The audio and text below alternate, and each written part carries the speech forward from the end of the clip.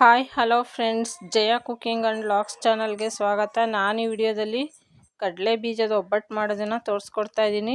Video ನೋಡೋದಕ್ಕಿಂತ ಮುಂಚೆ ಯಾರಿನ್ನೂ ನಮ್ಮ ಚಾನಲ್ಗೆ ಸಬ್ಸ್ಕ್ರೈಬ್ ಆಗಿಲ್ವೋ ಪ್ಲೀಸ್ ಸಬ್ಸ್ಕ್ರೈಬ್ ಆಗಿ, ಹಾಗೆ ವಿಡಿಯೋನ ಸ್ಕಿಪ್ ಮಾಡದೆ ಪೂರ್ತಿಯಾಗಿ ನೋಡಿ. ಹಾಗಾದರೆ ಬನ್ನಿ, ಕಡಲೆಕಾಯಿ ಬೀಜದ ಒಬ್ಬಟ್ಟು ಮಾಡೋದು ಹೇಗೆ, ಏನೇನು ಪದಾರ್ಥಗಳು ಬೇಕು ನೋಡ್ಕೊಂಡು ಬರೋಣ. ನಾನಿಲ್ಲಿ ಮೊದಲನೇದಾಗಿ 1 kg ಕಡಲೆಕಾಯಿ ಬೀಜನ ತಗೊಂಡಿದ್ದೀನಿ. ಅರ್ಧ kg ಮೈದಾ ಹಿಟ್ಟು, 3/4 kg ಬೆಲ್ಲ ತಗೊಂಡಿದ್ದೀನಿ, ಒಂದು 7 ರಿಂದ 8 ಏಲಕ್ಕಿ, ಚಿಟಿಕೆ ಅರಿಶಿನ ಮತ್ತು ಸ್ವಲ್ಪ ಎಣ್ಣೆನ ತಗೊಂಡಿದ್ದೀನಿ. ಅರ್ಧ kg ಮೈದಾ ಹಿಟ್ಟು ತಗೊಂಡಿದ್ದೀನಿ, ಅದಕ್ಕೆ ಚಿಟಿಕೆ ಅರಿಶಿನ ಮತ್ತು ಚಿಟಿಕೆ ಉಪ್ಪನ್ನು ಹಾಕಿ ಚೆನ್ನಾಗಿ ಮಿಕ್ಸ್ ಮಾಡ್ಕೊಳ್ತಾ ಇದ್ದೀನಿ. ಮಿಕ್ಸ್ ಮಾಡಿದ್ದಾದಮೇಲೆ ಸ್ವಲ್ಪನೇ ನೀರನ್ನ ಚಿಮ್ಕಿಸ್ಕೊಂಡು ಹಿಟ್ಟನ್ನು ಕಲಿಸ್ತಾ ಇದ್ದೀನಿ. ನೀರು ಒಂದೇ ಸಲ ಹಾಕೊಬಾರ್ದು, ಜಾಸ್ತಿ ಆಗುತ್ತೆ. ಅದಕ್ಕೆ ಸ್ವಲ್ಪನೇ ನೀರು ಹಾಕ್ಕೊಂಡು ಕಲಿಸ್ಕೊಬೇಕು. ಹಿಟ್ಟನ್ನು ಈ ಥರ ಚಪಾತಿ ಹಿಟ್ಟಿನದಕ್ಕೆ ಕಲಸಿದ್ದಾದಮೇಲೆ 2 ರಿಂದ 3 ಟೇಬಲ್ ಸ್ಪೂನು ಎಣ್ಣೆನ ಹಾಕಿ ಚೆನ್ನಾಗಿ ಮೃದು ಆಗೋವರೆಗೂ ಮೆದ್ದಿಟ್ಕೊಬೇಕು. ಈ ರೀತಿಯಾಗಿ ಮೆದ್ದಿಟ್ಮೇಲೆ ಇದಕ್ಕೆ ಮೇಲೆ ಸ್ವಲ್ಪ ಎಣ್ಣೆನ ಹಾಕಿ ಒಂದು ಪ್ಲೇಟನ್ನು ಮುಚ್ಚಿ 1 ರಿಂದ 2 ಅವರು ಹಿಟ್ಟು ನೆನೆಯೋದಕ್ಕೆ ಇಡ್ತಾಯಿದ್ದೀನಿ. ಹಿಟ್ಟು ನೆನೆಯೋ ಅಷ್ಟರಲ್ಲೇ ನಾವು ಕಡಲೆ ಬೀಜನ ಹುರಿದಿಟ್ಕೊಳ್ಳೋಣ. ಕಡಲೆ ಬೀಜ ಒಂದು ಬಾಣಲಿಗೆ ಹಾಕ್ಬಿಟ್ಟು ತುಂಬ ಕಪ್ಪಗಾಗೋಂಗೆ ಹುರಿಬಾರ್ದು, ಒಂದು ಹದವಾಗೆ ನೆಲದ ಮೇಲೆ ತೆಳುವಾಗಿ ಹರಡ್ತಾ ಇದ್ದೀನಿ. ಹರಡಿ ತಣ್ಣಗಾಗೋದಕ್ಕೆ ಬಿಡಬೇಕು.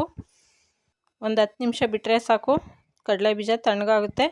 ತಣ್ಣಗಾದ್ಮೇಲೆ ಅದನ್ನು ಒಂದು ಕಲ್ಲು ಇಲ್ಲಾಂದರೆ ಹಲ್ಲಿಗೆ ಸ್ಮ್ಯಾಶರ್ ಯಾವುದಾದ್ರೂ ತಗೊಂಡು ಈ ಥರ ನಿಧಾನಕ್ಕೆ ಉಜ್ಜಿಬಿಟ್ಟು ಸಿಪ್ಪೆನ ತೆಗಿಬೇಕು. ಕಡಲೆ ಬೀಜ ಚೆನ್ನಾಗಿ ತಣ್ಣಗಾದರೆ ಸಿಪ್ಪೆ ಚೆನ್ನಾಗಿ ಬಿಟ್ಕೊಳ್ಳುತ್ತೆ. ಈ ರೀತಿ ಎಲ್ಲ ಸಿಪ್ಪೆನೂ ತೆಗೆದಿಟ್ಕೊಂಡಿದ್ದೀನಿ. ಒಂದು ಪಾತ್ರೆಗೆ 1 ಹಿಡಿ ಬೆಲ್ಲ ಹಾಕಿ ಸ್ವಲ್ಪ ನೀರು ಹಾಕಿ ಸ್ವಲ್ಪ ಬೆಲ್ಲದ ಪಾಕನ ತೆಗೆದಿಟ್ಕೊಂಡಿದ್ದೀನಿ. ಹುರಿದಿರೋ ಅಂಥ ಬೆಲ್ಲ ಮತ್ತು ಏಲಕ್ಕಿನ ಹಾಕಿ ಕಡಲೆ ಬೀಜದ ಜೊತೆ ಮಿಕ್ಸ್ ಮಾಡ್ತಾಯಿದ್ದೀನಿ. ಚೆನ್ನಾಗೇ ಮಿಕ್ಸ್ ಮಾಡಬೇಕು. ಮಿಕ್ಸ್ ಮಾಡಿರೋ ಅಂಥ ಈ ಮಿಶ್ರಣನ ಸ್ವಲ್ಪನೇ ಮಿಕ್ಸಿ ಜಾರಲ್ಲಿ ಹಾಕ್ಕೊಂಡು ಸಣ್ಣದಾಗಿ ಪುಡಿ ಮಾಡ್ಕೋಬೇಕು. ನೋಡಿ, ಈ ರೀತಿ ಎಷ್ಟು ಸಣ್ಣದಾಗುತ್ತೋ ಅಷ್ಟು ಸಣ್ಣದಾಗಿ ಪುಡಿ ಮಾಡ್ಕೋಬೇಕು. ಎಲ್ಲ ಮಿಶ್ರಣನೂ ಹೀಗೇ ಪುಡಿ ಮಾಡಿಟ್ಕೊಂಡಿದ್ದೀನಿ. ಕಡಲೆ ಬೀಜದಲ್ಲಿ ಎಣ್ಣೆ ಅಂಶ ಜಾಸ್ತಿ ಇರೋದ್ರಿಂದ ಮತ್ತು ಬೆಲ್ಲನೂ ಮಿಕ್ಸ್ ಮಾಡಿ ಪುಡಿ ಮಾಡೋದ್ರಿಂದ ಹಾಗೇ ಉಂಡೆ ಮಾಡೋದಕ್ಕೆ ಬರುತ್ತೆ. ಆದರೆ ಅದು ಇರೋದಿಲ್ಲ, ಈ ಥರ ಪುಡಿ ಆಗುತ್ತೆ. ಅದಕ್ಕೋಸ್ಕರ ನಾವು ಬೆಲ್ಲದ ಪಾಕ ತಗೊಂಡಿದ್ವಲ್ಲ ಅದನ್ನು ಹಾಕ್ಬಿಟ್ಟು ಚೆನ್ನಾಗಿ ಕಲಿಸ್ಕೊಬೇಕು. ಕೈಯಲ್ಲೇ ನಾವು ಬೇಳೆಲೆಲ್ಲ ಹೂರಣ ಮಾಡ್ತೀವಲ್ಲ ಅದೇ ರೀತಿ ಹೂರಣ ಬರಬೇಕು. ಆ ಥರ ಕಲಿಸ್ಕೊಂಡು ನೋಡು. ಕಲಿಸ್ಕೊಂಡ್ಮೇಲೆ ಈ ರೀತಿ ಪುಡಿ ಆಗೋದಿಲ್ಲ. ನಾನು ಎಷ್ಟು ಬೇಕೋ ಅಷ್ಟು ಉಂಡೆಗಳನ್ನ ಮಾಡಿಟ್ಕೊಂಡಿದ್ದೀನಿ. ಕಲಸಿರೋ ಅಂಥ ಮೈದಾ ಹಿಟ್ಟು ಚೆನ್ನಾಗಿ ನೆನ್ಕೊಂಡು ಮೃದುವಾಗಿದೆ. ಅದನ್ನು ಈಗ ಚಿಕ್ಕ ಉಂಡೆಗಳಾಗಿ ತಗೊಳ್ತಾ ಇದ್ದೀನಿ. ನಾನು ಹೂರಣದ ಉಂಡೆ ಎಷ್ಟು ತಗೊಂಡಿದ್ದೀನೋ ಅದರ ಅರ್ಧದಷ್ಟು ಹಿಟ್ಟನ್ನು ತಗೊಂಡು ಉಂಡೆ ಮಾಡಿದ್ದೀನಿ. ಈ ಥರ ಅದರಲ್ಲಿ ಸ್ಟಫ್ ಮಾಡಿ ಕೈಯಲ್ಲೇ ಒತ್ಕೊಂಡ್ರೆ ನಿಧಾನಕ್ಕೆ ಬರುತ್ತೆ. ಈ ರೀತಿ ಒತ್ಕೊಂಡು ಮಿಕ್ಕಿರೋ ಅಂಥ ಹಿಟ್ಟನ್ನು ನಾನು ವಾಪಸ್ಸು ತೆಗೆದಾಕ್ತಾಯಿದ್ದೀನಿ. ಈ ಥರ ನಿಧಾನಕ್ಕೆ ಉಂಡೆ ಹೊಡಿದಿರೋ ಹಾಗೆ ನೀಟಾಗಿ ಮಾಡಿಟ್ಕೊಂಡಿದ್ದೀನಿ. ಸ್ವಲ್ಪ ಹಿಟ್ಟನ್ನು ಈ ಥರ ಹಾಕಿ 2 ಸೈಡು ಹಿಟ್ಟಲ್ಲಿ ಅದ್ದಿ ಉಂಡೆನ ಈಗ ಚಪಾತಿ ಲಟ್ಸೋ ಥರ ಲಟ್ಸ್ಕೊಳ್ತಾ ಇದ್ದೀನಿ.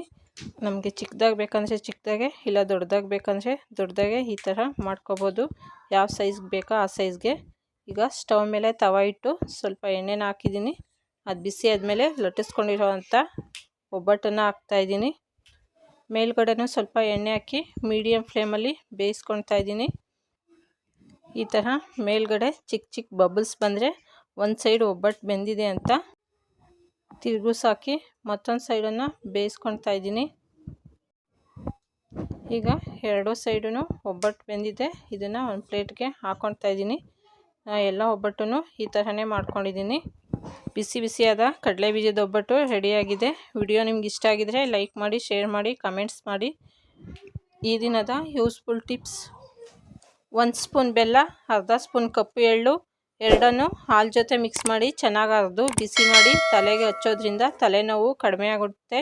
ವಿಡಿಯೋ ನೋಡಿದ್ದಕ್ಕಾಗಿ ಧನ್ಯವಾದಗಳು.